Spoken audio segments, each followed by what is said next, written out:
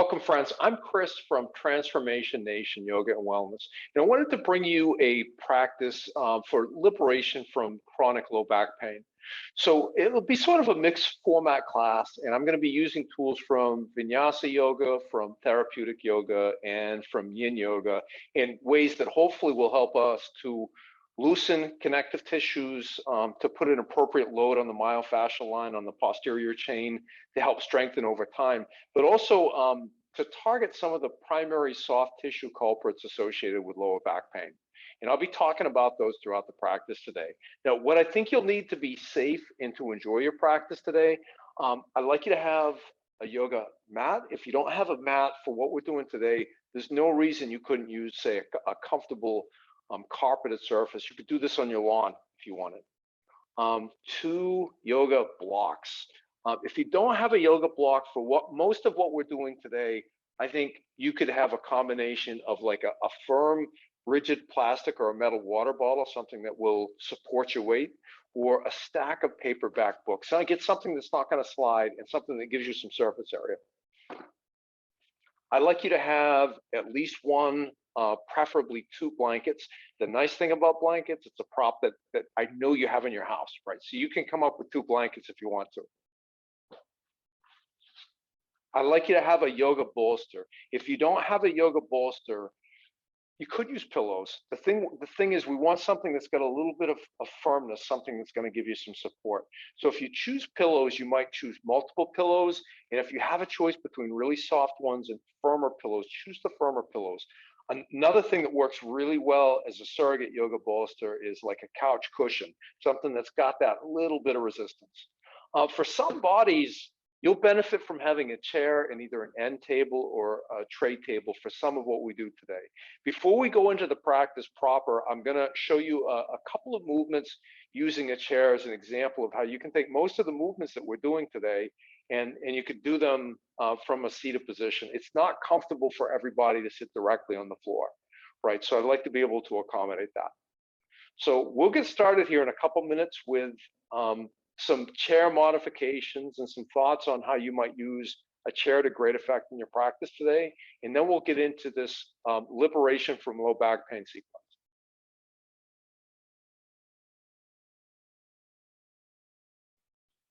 All right, friends, before we get into the practice proper, I'd like to talk a little bit about how to use a chair and another surface, maybe a tray table or an end table or a stool or something like that, to great effect to modify during the practice. A lot of the poses I'm going to be cueing from a seated position on the floor. When we get to that position, I'm going to show you some things that may help and enhance you enhance your seated position to make it more comfortable. Ideally, we want to sit in a position that's supportive of your lower back and not making you feel worse, right? So we'll talk about that when we get to the seat. But for now, if sitting on the floor, it just doesn't feel good for your body, that's okay. So one example, I'm going to cue for a pose that one of my teachers and mentors calls animal pose, right? So it'll be seated from a cross-legged position, right? But here, how do we take this from a chair? Take your right hand, bring it out in line with your right thigh. You can set it on this tray table for now rather. Take the webbing between your left thumb and left index finger. Feed that webbing into your left hip crease. On an inhale, relax your arms, open your heart up to the left. Exhale, fold over your right thigh. Pull back with that right hand. Now you have to be careful and make sure your table is going to support you, but you can still get good resistance. At the same time, press your left hip down and back into the hip crease. Inhale, relax your arms, open your heart up to the left. Exhale, engage both arms, and then tweeze the knees slightly apart. And continue flowing through this gentle cycling movement to your own breath. All right, so early in the practice, when we're seated on the mat, you're going to see how I do this very same thing, this very same movement from a seated cross-legged position. But if that doesn't feel good, don't throw out the baby with the bathwater. Pull out your folding chair, pull out some kind of a table, and with a little bit of creativity, we can figure out how to modify most of these poses to do for lots of different bodies from lots of different positions. And we'll get started with our mat-based practice here in just a moment. All right, friends, we're going to get started with our practice. So if it's comfortable for you to sit on the earth, have a seat on your mat or on your carpeted surface. Now, first of all, let's make your seat sustainable, right? So you may notice if you're fairly immobile in the hips, and what does that look like? See how my knees want to tend to draw up here, right? So the result of that is if you picture the pelvis as a bowl of water, right now in my body, that bowl of water is tipping backwards. It's spilling water out over the back, which will contribute to lower back pain. It's the opposite of what we want. So here in this case, I'm going to take a bolster. You could do the same with a yoga block. I'm going to place it under my seat. Notice how my knees more readily settle down to the earth. Now that bowl of water on my pelvis is gently dribbling water out of the front. And I have a really good alignment for my spine. So one of the things that I found with pain management, especially when we're living with chronic pain, is it can really affect our breath, right? It can be hard to breathe. So we're going to open up breathing. Now in the practice today, I'll talk about soft tissue culprits for low back pain and how those can, one of those in particular can really contribute to difficulty breathing. But for now, find really good posture, stack your joints, put your head over your shoulders, over your hips. And then find length along your spinal column. So on an inhale, press down into your seat, grow out of your heart and the crown of your head for the stars. And then as you exhale, maintain that length along your spinal column. Let all your soft tissues fold down toward earth. Right, so a cleansing breath before we start our breath work proper. Drawing a deep, life-affirming breath. And then open your mouth, let it go, make a ha sound. Ah. Let's do that one more time. Inhale. Ah. Now, the central nervous system down-regulating breath tool that I'm going to introduce today is called Bromery Breath. Bromery is Sanskrit for black bees. So this is the black bees breath, right? So one of my teachers and mentors describes this as making the om sound, but through a closed mouth. So it's a humming breath. So when we begin, I'm going to give you a couple different hand variations that we'll experiment with today. I want you to focus on the sense of vibration. So this is vagus nerve toning. It's vagal toning in nature, just part of how it helps to downregulate the central nervous system. But I'll cue for 3 times for each hand variation. I'll cue for a deep inhale and then exhale, make that humming noise through your nose for as long as you can. All right, so to start, interlace both hands at the base of your skull. Tweeze your elbows slightly forward. Find length along your spinal column. On an inhale breath, taking a deep breath. And start round 1 of your Bromery breath. Make that humming noise through your nose for as long as you can.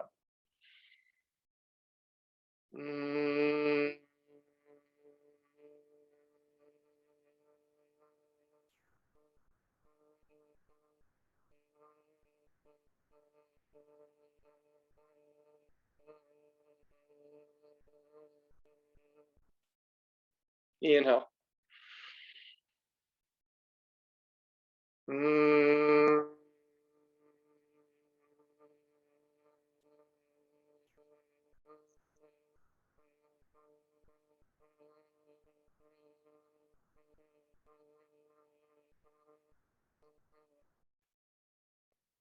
Inhale.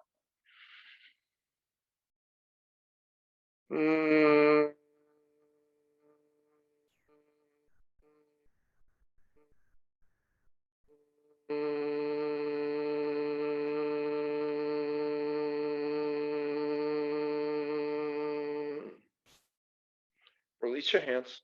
We're going to do a second round. This time, part of the mudra, part of the hand gesture I'm going to ask you to make will be your thumbs closing off your ears. So you may have a hard time hearing me. So once I've cued you to begin on your own, 3 rounds of inhale followed by your Bromery breath. But take your pinky fingers and place them in that little indentation in between your lower lip and your chin. Take your ring fingers, place them just below the nostrils, middle fingers just above, index fingers softly on your eyes. And now close off these little flaps in your ears with your thumbs, and then 3 rounds of Bromery breath at your own pace. Mm, mm,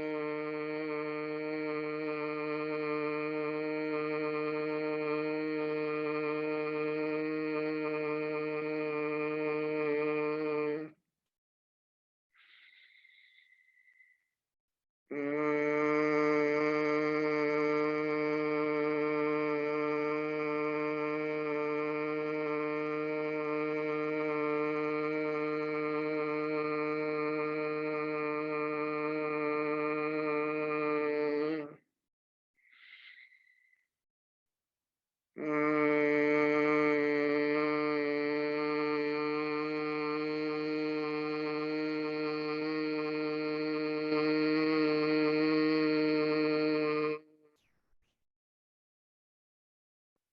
Release your hands down into your lap.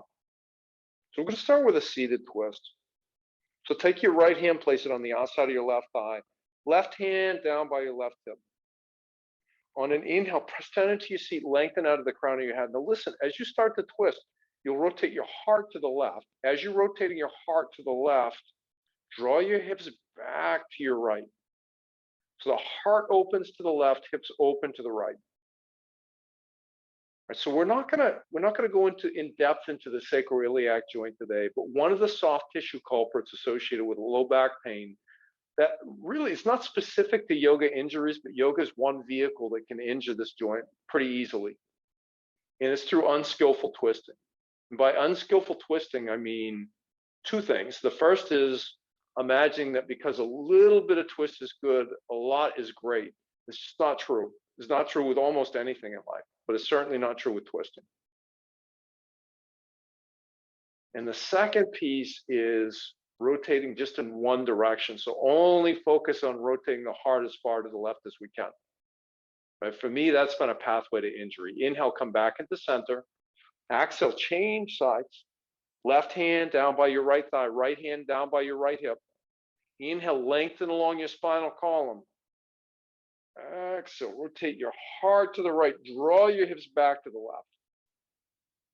Right, so the dual action of the twist, it does two things. First of all, I think it's a more effective overall twist. So if you visualize how would you wring the dishwater out of a dish rag, right? And it wouldn't be just that you twist the rag in one direction at the top, right? You twist it in opposite directions at the top and the bottom. So I think it gives us a more holistic and better, higher quality twist.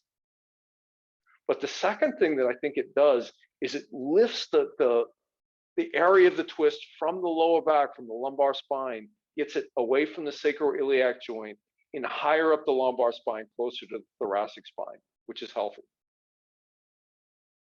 So the practice that we do today, it's not going to be a full practice, friends, but I want to give you some tools to try to address at least the two primary soft tissue culprits that I associate with low back pain.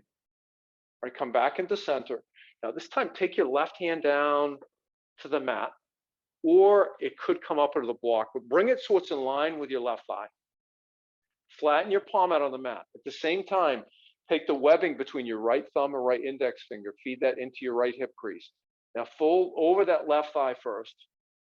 On an inhale breath, relax your arms, open your heart up to the right. Exhale, fold over your left thigh. Pull the heel of your left hand back towards your left knee. Feel that left armpit hollow out. Press the webbing between your right thumb and right index finger into that right hip crease. Inhale, relax your arms, open your heart up to the right.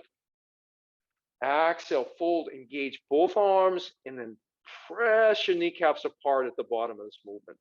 Continue flowing through this at your own pace to your own breath. Each inhale, relaxing your arms, opening your heart to the right.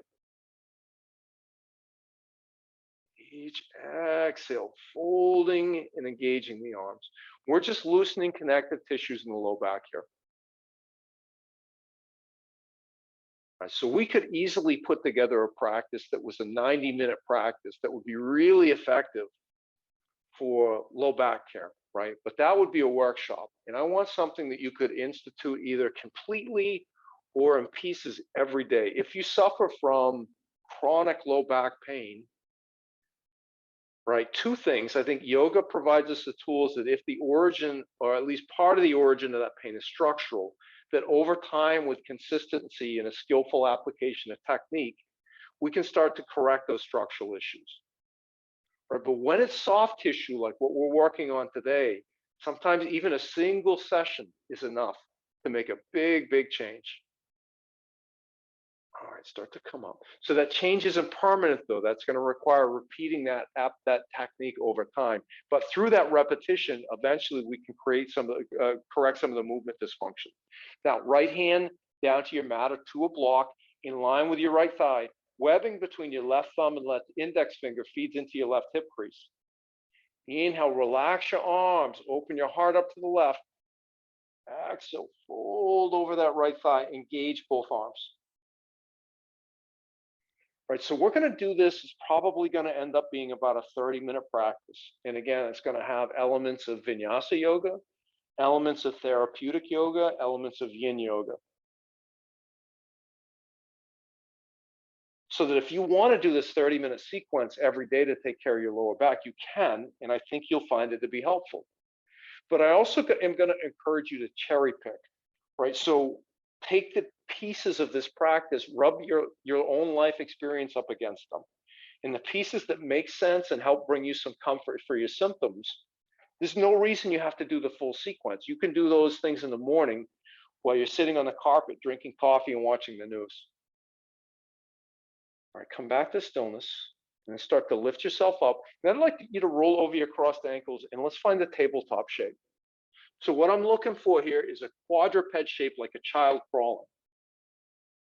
Float your shoulders over your wrists, float your hips over your knees. Bring your index fingers to 12 o'clock. Now start to root down your index knuckle and thumb firmly into the earth. On an inhale breath, drop your belly down toward the earth. Lift your chin. Open your heart up toward the top edge of your mat. Exhale, press into your hands, press into your shins. Shift your gaze to the space between your knees. Inhale, drop your belly, open your heart. Feel a sense of dragging the heels of your hands back toward your knees. You could tuck your toes here too if you want. Exhale, press into the earth, puff the space between your shoulder blades up toward the stars. I'd like you to do this 4 more times to your own breath. So you might feel here less lumbar spine, but you might get a nice decompression in the thoracic spine in the center of your back. This cat rolling, the flow between cow and cat pose is really great for that.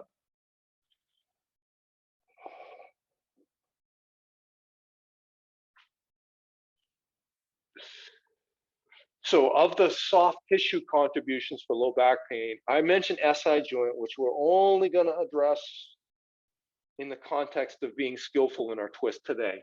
We can do another practice that's just SI joint. And another that we're not going to address today, but can be really important for back care is the gluteus medius, or for expediency's sake, glute meats, which often, even in very physically fit people, are really, really weak.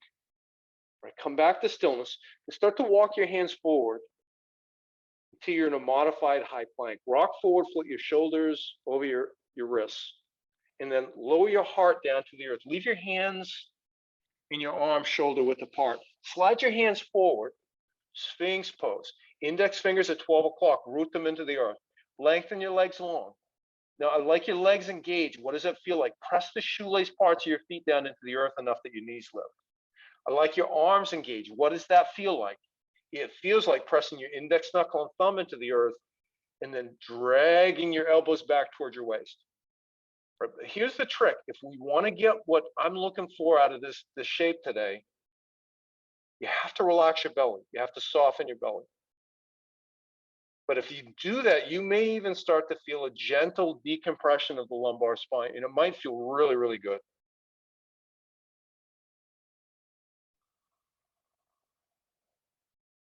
So we're going to do some very gentle sun salutations to warm the lower body. And then we'll get into our really specific movements for lumbar spine. All right, so lower your heart down to the earth, bring your hands under your shoulders, press up and back through your tabletop into child's pose. So take your knees out wide, bring your big toes together to touch, release your seat down toward your heels, reach your arms over your head. You know this might be a better shape for you if you place a block at any height under your heart. But I'd like you to be able to relax into the block a little bit. Right, so we can, for many of us, we can really struggle in child's pose. The fact that it's got a really accessible sounding name, it's named after some version of how we would refer to a small child rather. That doesn't mean it's easy for everybody, right? So child's pose, happy baby, not particularly easy poses for my body, right? So find this in a way that you can find some ease. Now we're going to use this, the modified high plank. We're going to use a gentle heart opening, and we're going to use child's pose to string together about 4 gentle sun salutations. So let's start that now. On your next inhale, lift up through tabletop. Come back into a modified high plank. Lower your heart down to the earth. Now you can go back to Sphinx for a heart opener, or leave your hands under your shoulders. Pull with your hands, peel your heart up off the earth. Feel for a gentle compression in the low back. Squeeze your elbows in towards your waist, any amount more, good. And then exhale, lower your heart down to the earth, press up and back, child's pose. With a little bit more speed now. Inhale, lift forward, modified high plank. Exhale, lower your heart down to the earth. Inhale, open your heart. Exhale, child's pose. And here, my sole intention is just to warm the body a little bit before we start to apply some flexibility training principles. Inhale, lift forward, modified high plank. Exhale, lower down to your belly. Inhale, open your heart. Exhale, child's pose. And then the next time you lift up on an inhale, stop in tabletop. And step your right foot forward toward the top edge of your mat. Now I'm going to turn to face the camera and change my orientation just for demonstration purposes. All right, so right foot to the outside of your right hand. Now tuck your toes under your left foot. Walk that left knee back behind you any amount more. And then maybe right hand on your right thigh, left hand on your right. Engage your left glute. Really turn that left glute on. That might feel like pressing that left knee in the top of your left foot more firmly into the earth. Release your hips any amount forward toward that right heel. Now, if the right knee is coming forward to the right ankle, walk the right foot forward a little bit. Right, so that sensation here from the inside of the left knee all the way up into the groin, we're starting to get into the hip flexor. Right, and what we're going to do next is a fairly aggressive psoas stretch. Right, and I'll talk about the psoas when we get into the yin portion of the practice. I'll talk about the anatomy. I'll talk about its role in low back pain. I'll talk about some energetics around it too. Or you could stay right here this whole time, or bring your forearms parallel to the earth, palms face the sky for now. Spread between your thumb and pinky finger in both hands, and then drop your fingertips down toward the earth. Press the heels of your hands forward as if there was a glass wall at the top edge of your mat. On an inhale, engage your left glute. Exhale, rotate the whole trunk of your body to the right. So this is already probably pretty deep and juicy. It is in my body. Inhale, come back to center. Exhale, rotate the whole trunk of your body to the right. Inhale, come back to center. Exhale, rotate the whole trunk of your body to your right. Now engage your left glute more. Release your hips forward any amount more. Ooh. Right, so this is juicy. We're going to make it a little bit juicier. So come back to center on an inhale. On an exhale, find a side bend to your right. Like you were finding an oblique crunch on your right side. Maintain that side bend. Engage your left glute. Rotate the whole trunk of your body to the left. That's it, friends. And breathe.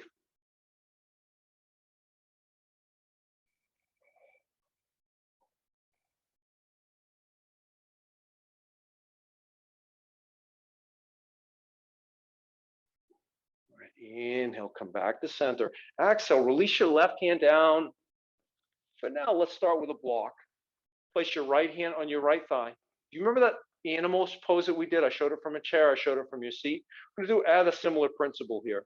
On an inhale, find length along your spinal column. Exhale, press into your right hand. Open your heart up to the right and rotate your hips back to the left. Inhale, relax your right arm, come slightly out of the twist. The heart comes partway back to center. Exhale, re-engage. Press into your right hand, open your heart up to the right. Continue flowing through this gentle sequence to your own breath. Now, I mentioned we're going to use some yin yoga tools. We're not particularly going to stay for a yin yoga amount of time, right? Again, because I want this to be an accessible practice that you can cherry pick and pull from.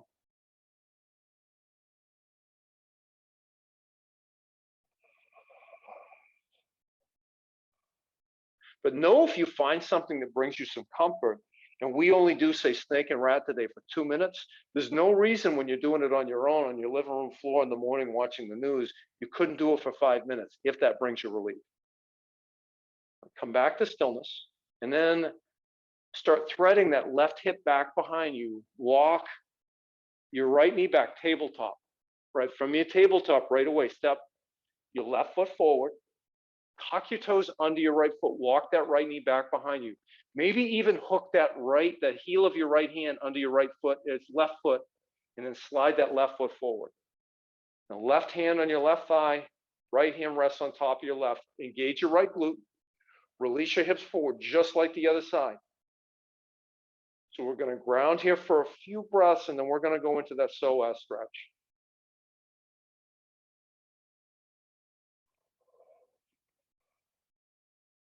All right, you could stay right here.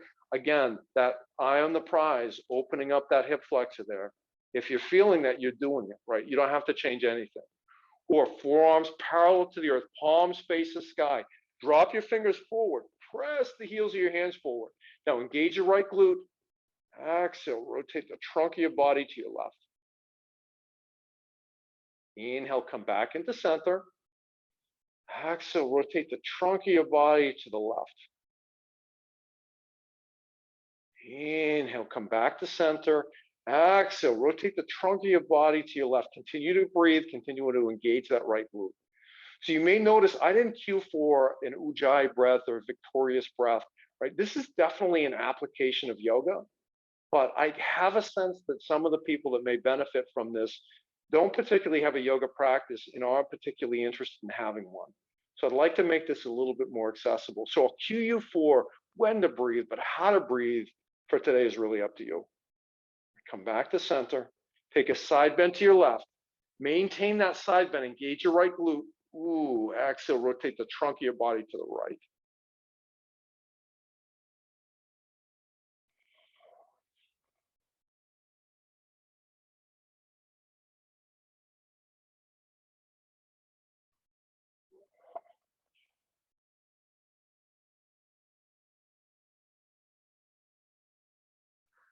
That's it, friends. On your next inhale, come back to center.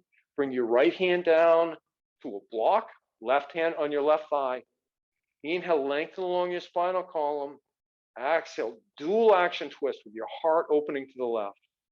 And just like the other side, stay right here or come slightly out of the twist. Re-engage, straighten your left arm again, back into your twist. Maintain this cycling movement to your own breath. So the psoas that we're talking about, usually we say psoas, we mean iliopsoas. There's two parts, the psoas minor, the psoas major, and the iliacus. Right, and this is like if you're a meat eater and you've eaten the tenderloin of an animal, that's the psoas of whatever animal on which you were dining. Right, it's strong muscle, it's foundationally important to movement. So it allows us to do things like to stand and to sit with erect posture, with straight posture. To walk and run, largely because of the psoas. The action of drawing the knee toward the chin has a lot to do with the action of the psoas. Come back to stillness. Release both hands down to the earth. Thread that left leg back behind you. Come into tabletop. And then grab one of your blankets. So we're going to do a pretty aggressive passive release of the psoas. So take a blanket that's folded in half. Fold it into a quarter. Fold it into an eighth. And maybe if this is your first belly roll, start right here. So the more narrow the fold before we start to roll, the more sensation you'll get. So I happen to know my body's going to want more. and then start your roll. And with a little bit of imagination, what we end up with here in the end is like an imaginary can of peanuts, right? So if you imagine the top and the bottom of the can, if you have a wider roll, say this is probably 7 inches, if it's much wider than that, 8, 9 or more, have this open on your mat or have this deployed on your mat so that the top and the bottom of our imaginary can of peanuts open up to the left and right hip points, right? For more narrow like mine, I get better sensation if the top and the bottom open up toward my chin and my toes. And then come onto your blanket on the belly, place your belly button right about in the center, and then find a forearm plank. Right, so one of the muscular engagements that's gonna really prevent you from getting what you need out of this shape is engaging your core. So soften your belly, right? If you're feeling your pulse in your belly now or later in this belly roll, super normal, right? It would almost be weird if it didn't happen. Now, if you've got more space, flatten your feet out on the earth.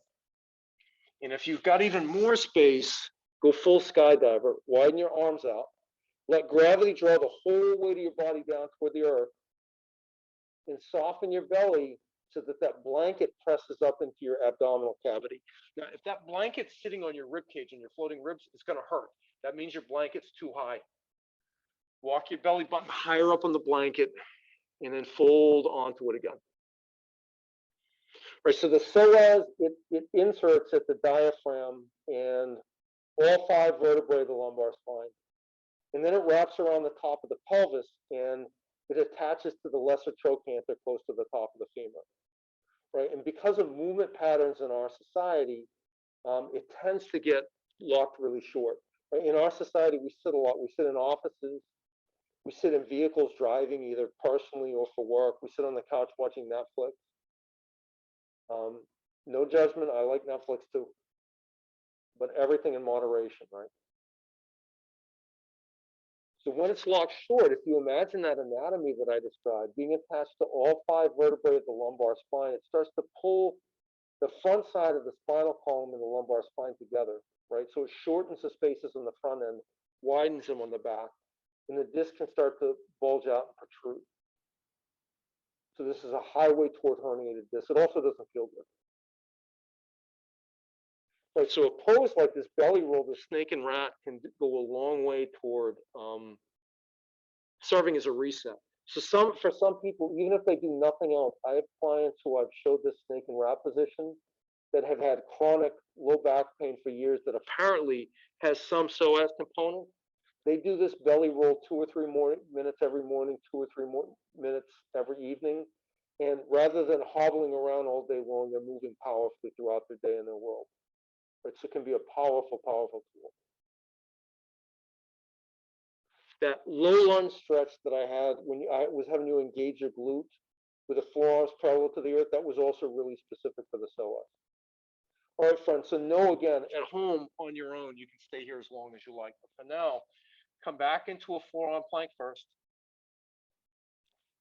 Lift up, remove your blanket, and then I'd like you to come onto your right side, have 2 blocks handy.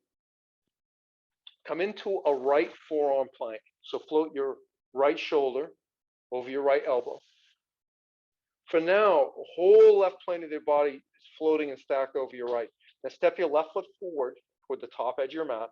Now notice 2 options here. The first is, what I want here is length between your armpit and your right hip point. Right, so anything that you do that promotes length there is a win.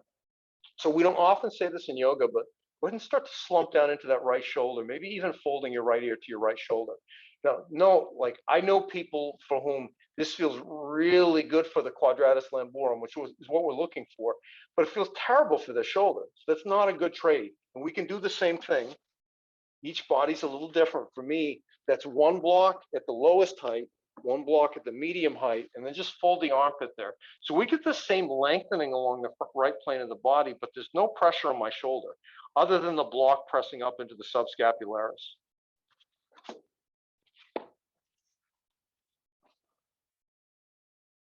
Right, so this is action 1. So the quadratus lamborum it's a pair of muscles on either side of the lower back, and it's a deep abdominal postural muscle. So it helps us to stand up straight. Right. And what tends to happen with a lot of movement patterns in our society is it gets really locked short and over engaged on one side and less engaged on the other. And the body dislikes that asymmetry there. All right, friends. So for the second action, so no, you could stay here the whole time, lengthening out between the inferior capsule on the right armpit and your right hip. And this would be meaningful work, right? One other option, left hand down to the mat between your torso and the left edge of your mat. Slide your right forearm forward, come down onto your right shoulder. Now, left hand grabs a handful of ribs on your left rib cage. Start to fold your left shoulder down toward the earth behind you. Right now, in my body, I don't have a whole bunch of torso or shoulder mobility. So my left shoulder is floating, fully 3 or 4 inches up off the mat. So I'm going to leave my left hand on my left rib cage the whole time. But if you are more mobile there and your left shoulder comes all the way down to the earth or close, it might feel good to lengthen that left arm long behind you. That will add sensation. Right. And again, I'm cueing for this because I want you to have a taste of it and to stay for long enough to see if you get any effect in your body. But we're not going to stay here particularly a length of time that I think is going to be super like long term. If this gives you some relief, I think you're going to want to stay longer. But I also want this to be an accessible practice that you can come and go from. So if you find this movement is really helpful for what you need, here we're twisting the QL in one direction on one side of the body, the other direction on the other side of the body. It will add some symmetry by going to the other side here in a few minutes. But feel free to cherry pick these techniques. Up to 5 minutes in any of these shapes is amazing. Like what the research shows for flexibility training beyond 5 minutes in a single session doesn't seem to make a big difference, right? So I wouldn't recommend going beyond 5 minutes in any pose, yin or otherwise, unless you're doing it for a reason other than flexibility. All right, if you lengthen that left arm long, bring it back to your rib cage. Lift your left shoulder up, float it over your right. Step your left leg back, float it under your right. Now, good body mechanics in these transitions. Bring your hands under your shoulders. Lift yourself up. Other side. So you could just roll over here. I'm just going to break dance a little so I can set up to demonstrate. Forearm plank, right? So left, or rather a forearm side plank. So left shoulder floating over your left elbow. Step that right leg forward, maybe past the right hand edge of your mat. Start slumping down into your left shoulder with or without the support of blocks under your armpit. Right, so some of the culprits that cause the QL to do that, and I guess I'm just going to talk today about the physical side of these things. And I'm releasing a blog at the end of September. It should be posted by the time this video is released, about some of the emotional components for the Psoas and the QL that I think really contribute to our pain as well. But sleeping on the side, right? If we're going to sleep on the side from a body mechanics standpoint, we should probably have a pillow in between our knees. But most of us don't, and most of us don't equal out one side or the other too. We sleep mostly on one side, right? That can lock the QL tight and short on one side. Sitting in a slump position, slumped off to the side, can lock the QL short on one side. Certain occupations, I was a state police officer for 9 years. And I had all my heavy ass tactical tools on the right side of my duty belt where my weapon hand is, and all the light administrative tools on the other side. Right. And I think that contributed too. You can stay right here the whole time or bring your right hand down to the mat between your torso and the right hand edge of your mat. Slide that left forearm forward. And then right hand to your right rib cage. Lower your right shoulder back down to the earth behind you. When we transition from this, I'm going to put you in a shape that I'm going to encourage you to use as a final resting shape.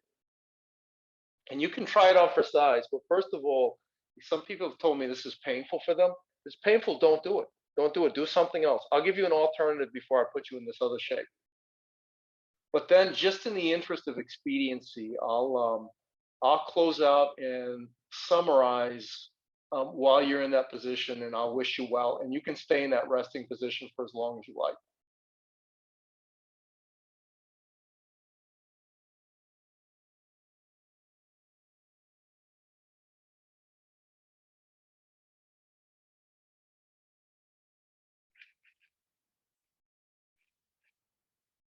Right, so if you lengthen your right arm out long, bring your right hand back to your right rib cage, lift your right shoulder up, float it over your right shoulder up, float it over your left, step your right leg back, make your way onto your back, and I'd like you to have 2 blocks.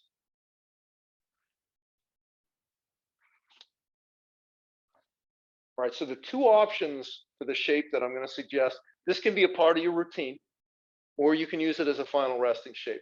But the first is called constructive rest position. So put the soles of your feet on the mat with a generous bend in your knees and your feet out wide, like full mat width apart, and let the knees both come into center to rest on one another. Now, if that's too much sensation in the rectus femoris or otherwise in the hip, place a block or a little spacer in between the knees. And then you can do anything you like with your hands. So if you remember the snake and rat that we did, the pretty aggressive passive release for the psoas, this constructive rest position is a much more accessible, approachable release for the psoas. Here's one other option. Release the feet, bring the feet and knees to hip distance apart. It's called a block bridge. So you can start out with 1 block at the lowest height under the sacrum. So lots of surface area support for your low back, or you can do this with a 2nd block. If 1 block is too high and it's too firm, you can also do this with a bolster or a pillow, right? And you could stay right, this would be a restorative bridge. You could stay here, but for block bridge, go skydiver, reverse skydiver. Lengthen the legs out long. Reach your arms out over your head. Keep your gaze neutral. Right, so more and more, this feels really great in my body from my lower back. So more and more, I'm using this as a final resting shape. So now that you've got the shape, you can play with them. And I'm going to close out our practice for the day. So to summarize, over the last 35 minutes, 35 or 40 minutes, we talked about some of the primary soft tissue culprits for chronic lower back pain. So we talked in general, very loose terms about the sacroiliac joint and the glute meats, right? And then we talked in a bit more detail on the psoas and the quadratus lamborum and their role in low back pain. I gave you some movements that you can try on that will really help to lengthen out and release some of the engagement in the psoas and in the QL. And I encourage you to either continue coming back, doing this as a regular 40-minute practice as a part of your daily routine, or cherry picking the piece of it that work for you and working them into other time periods in your life. If you're interested in more information on the emotional component of particularly psoas in QL and the role that those emotional components play in lower back pain, check out my blog post. It's called "The Pain Dropped Me to My Knees." But otherwise, my name's Chris. I'm from Transformation Nation Yoga and Wellness. I hope this practice helped you to find a little bit of comfort in your lower back, and I hope that you have an amazing day today. Blessings to you and your family. And that concludes our practice for today. Hey, thanks so much, friends. I'm Chris. I'm from Transformation Nation Yoga and Wellness. This was our yoga for low back care. Particularly if this gave you some relief, and there are other parts of the body where you'd love to have a similar free tool on my Vimeo channel that might be useful for helping you to find some comfort and move powerfully for your life, leave a comment on the video. You could also either message me through social media. I'm on both Instagram and Facebook at Transformation Nation Yoga, or you could email me, Chris@transformationnationyogaandwellness.com. Have a great day, friends.